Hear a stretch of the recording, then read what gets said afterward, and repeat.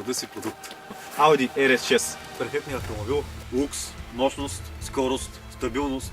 Това е един автомобил, създаден за маняците на скоростта. За рали маняците. На нас обаче 580 коня не ни звучат добре. Затова решихме да направим този автомобил 700. Някак си по-кръгва. Не си губим повече времето в приказки, а направо да ви го демонстрирам.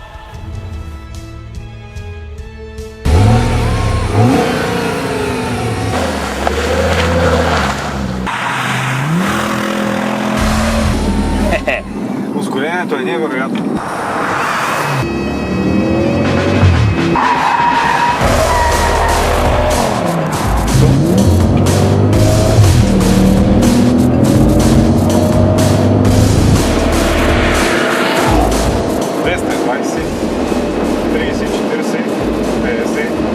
Не мога да сваля да казвам цифрите по 10.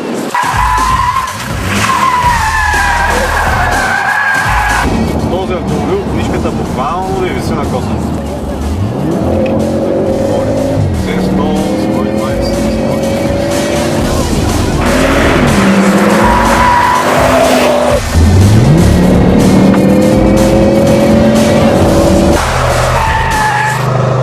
Ако сте пътували с пътнически самолет, може би сте усетили подобно ускорение.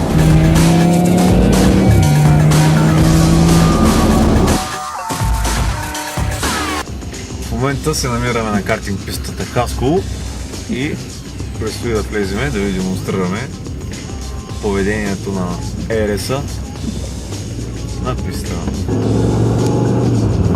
Инженерите на Audi удобно са се досетили да поставят и хронометър, а над него съвсем логично ти пише температура на маслото и натоварване на турбините. Така, пресичаме старт педалната права, да може да тъни времето.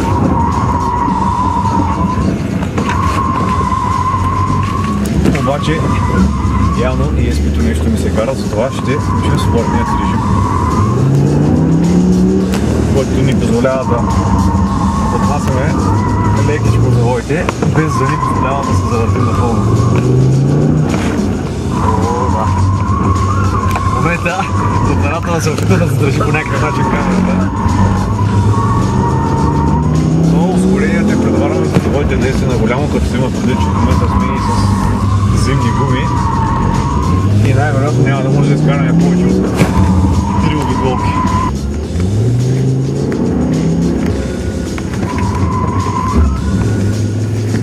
Сериозно нанесен не е изпитал. Леко. Така.